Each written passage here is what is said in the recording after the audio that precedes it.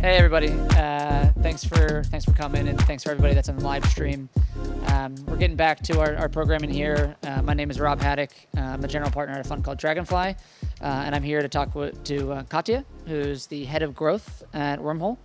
Katya, maybe if you want to just quickly give what you focus on, like how you got to Wormhole, and we could start there, and then talk about what's going on in the Wormhole ecosystem.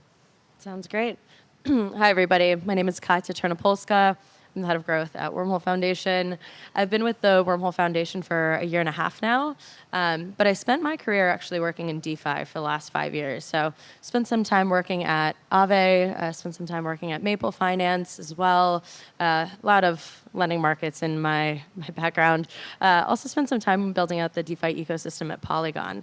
And what's interesting and what really pulled me into working at Wormhole and focusing on interoperability is all of those different protocols are thinking about growth in a very similar way, where historically, 5-10 years ago, well, 10 years is way too long ago, but like 5 years ago, to grow the protocol, you're really focusing on growing it on one chain and continuing to build a really strong audience on just one network.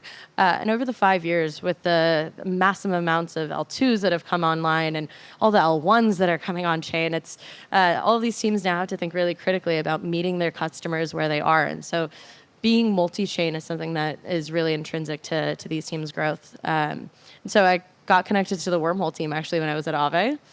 We were launching a stablecoin. The Aave protocol V3 actually has some native cross-chain functionality that I was exploring, how we could implement that. So it was a really interesting, to learn about interop from the protocol level. And so it only made sense for me to continue that work at Wormhole. Awesome. It's a great background. So, you're talking a lot about interoperability, and obviously that's what Wormhole is focused on. But also today or this event is Solana Snapshot. So maybe talk to me, a little bit about, okay, well, interoperability is important, but how's that important for Solana? What are you seeing on Solana specifically that gets you really excited about, the future of institutions coming on chain, or, other types of, call it, internet capital markets happening on chain? Solana's a fun one because you not only have like the really serious institutions like BlackRock and Apollo and a number more coming on chain very soon, looking at Solana as the place that they want to build their liquidity hubs, right? They want to expand there. They want to build relationships with that ecosystem. But at the same time, you also have meme coins as like ripping on Solana, right? People are just excited to be in that ecosystem. And so I think honestly what's brought a lot of institutional focus to Solana is the consumer focus that they've had. All of these institutions want to meet people where they're at, and Solana has done a really, really great job being consumer first, building really strong developer community. And with that, there are teams, really, really strong teams from the EVM ecosystem, from Cosmos, from around the crypto economy, who want to tap into those user bases in a very similar way that the institutions do. So we're seeing a ton of cross-chain mobility there. Great. And Wormhole recently put out a blog post, I guess it was a month ago or so, talking about, I think Era 4, as you're calling it, the next phase of Wormhole. Can you talk just a little bit about that, how you think about, there was conversation around improving the consumer UX. There was conversation around, making the, infrastructure better for, I think, a lot of this institutional adoption that you've been talking about.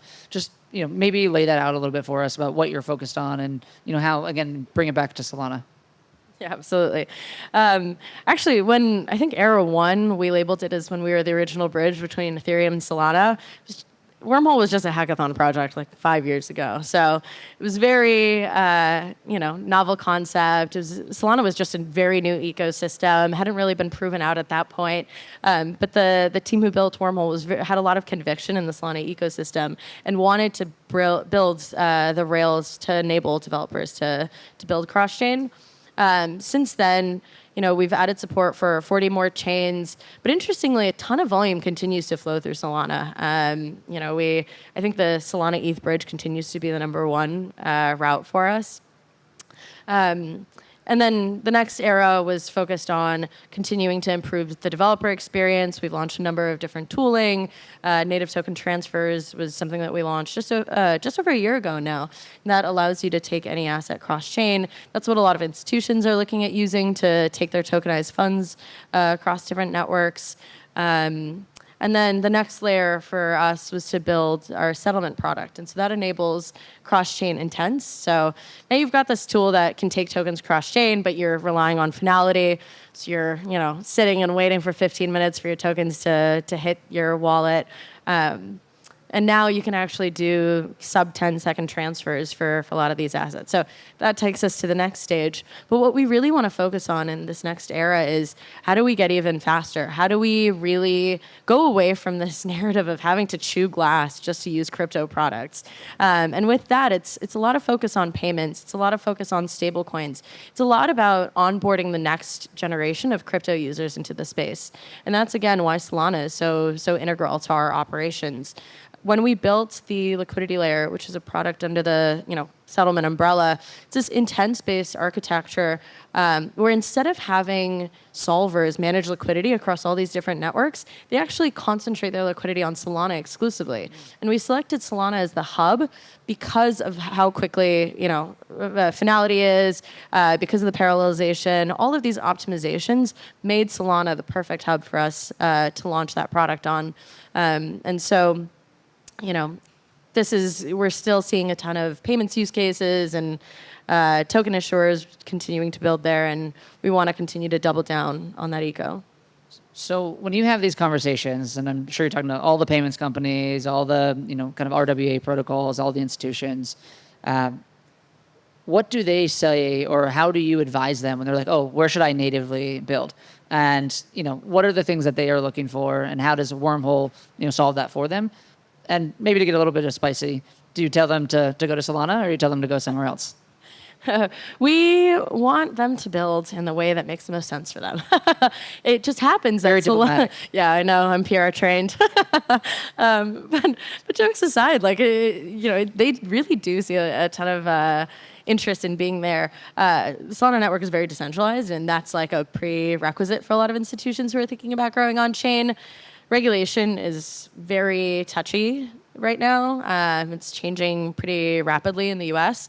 It's obviously rich to be talking about that in Canada. But it influences the way a lot of teams think about issuing on-chain. So Solana continues to be that hub. And then what was the first part? What do they need from Wormhole need? to be able to go and build their protocols or get comfortable building cross-chain? Yeah. A lot of it is like working with regulators, again, to make sure that the chains that they're launching on are sufficiently decentralized, that are operating, that are reliable. If you're BlackRock and you're launching a token, you're launching BUIDL to a new chain, and all of a sudden that chain is down for like multiple days, you're terrified, right? You don't even know what that means. Like, I swear I had my money on the blockchain just a couple days ago. Like, what happened now? And so I think, Solana's had a little bit of a spotty history, I think, reputationally for going down sometimes. But the reliability has become so incredible, and paired with its growing user base, it's hard for them to ignore. And then when they come to us, a lot of it is education focused. Some of these, more developed teams who've been thinking about crypto for the last 10 years are coming on chain first with either, some sort of RWA initiative or with launching a stablecoin. But some of these larger institutions are a little bit slower to move. We're still explaining the difference between Wormhole and Coinbase, right? It's a very elementary discussion. And so a lot of it is just education. What's a blockchain, right? What even is Solana? I think, it's interesting. A lot of the conversations are what's Cardano, right? We've heard about this. Yeah, I get that one a lot too. Yeah. I mean, great question. I also would love to know. I'm kidding. No, I love Cardano. But it is a lot of the conversations. They're can I build on Bitcoin, right? And what does that look like? And so having to explain, the current architecture of Bitcoin and what's actually feasible and what's not is part of the education process that we work through. And we do our best to serve as this unbiased, neutral party that can be a source of truth for these teams, especially as they begin their exploration. And a lot of that is just building trust, right? So,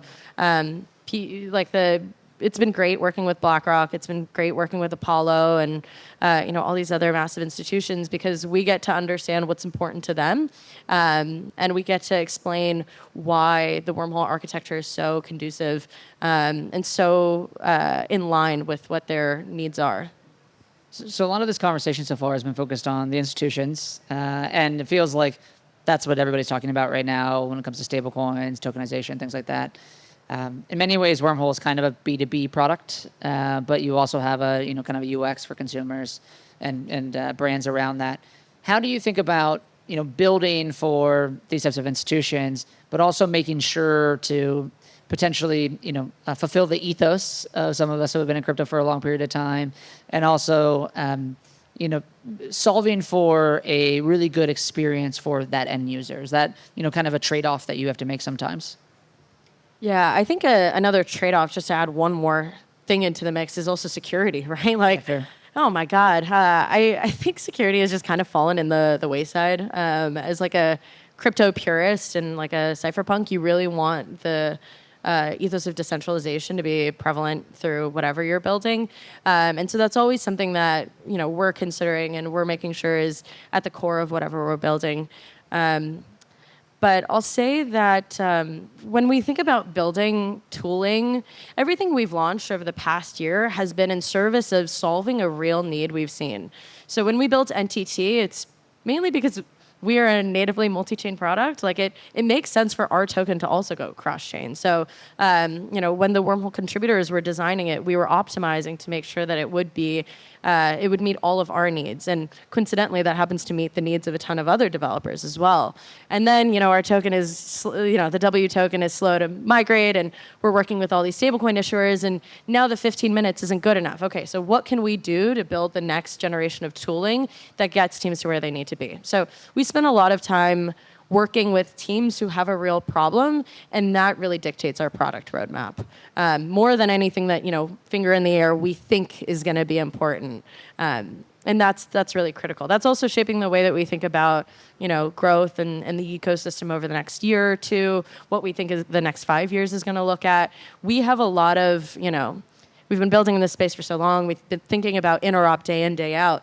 But really, it's the builders, both the institutions and the crypto natives, who inform how we think about interop and what they need to be successful. That's really critical. I mean, yeah, it's easy to just tell people what they want, but nobody's really going to accept that. And I think that's a hard lesson that crypto broadly learned recently. Yeah, I think we're all still learning that sometimes. What is the thing that you're excited about that the rest of us are not talking about, and you don't know why? Interesting. I think account abstraction, I think, is something that we have been talking about for so long. I'm honestly tired of mentioning it here. But I think we as crypto native users are cool with chewing glass. Like, I am cool with, not being able to find out where my assets are being stored. I'm cool with, having a token disappear in my wallet and then hopefully it shows up later in the day. It's just such a horrible user experience, and I think a lot of the interoperability tooling and a lot of general infrastructure tooling has really grown leaps and bounds over the last few years. It's been quiet. Some people would go so far as to say that interop is solved. I think that's maybe a bit of an exaggeration at this point. Definitely. So if it was solved, believe me, I would love for it to be solved, but there's a reason why we have wrap tokens and all these different token standards. There's still a long way to grow. And so, yeah, I'm excited to see all these new generation of tools that are really focused not on solving the problems of the crypto native user, because I think we're very okay with bad experiences. And I'm excited to see a lot more teams focusing on like the back-end infrastructure to make it more accessible for the everyday consumer. All right, last question. Since we're at Solana Snapshot, what is the one thing that you wish Solana did better? Oh man, putting me on the spot. I should talk to Cardano a little bit. Now I got to say what Solana could be doing better. I think one thing that really intimidates a lot of builders from outside of the Solana ecosystem is how close-knit the Solana community is. I think it's intimidating from the outside looking in. Everybody sees that we're having a blast over here. Everybody wants to tap in, but sometimes it could be really hard to get involved. So I think maybe just my one call to Solana would be, and Solana builders and the broader Solana ecosystem, is to continue opening, reformed ETH maxis with open arms. I was one of them. I'm sorry. I think that culture, I think, is really, really strong from internal. I think, we can just do a little bit of a better job communicating that externally. All right, you heard it from a reformed Ethereum maxi. Well, thank you for doing this, and thanks everyone for tuning in. Thanks, Rob.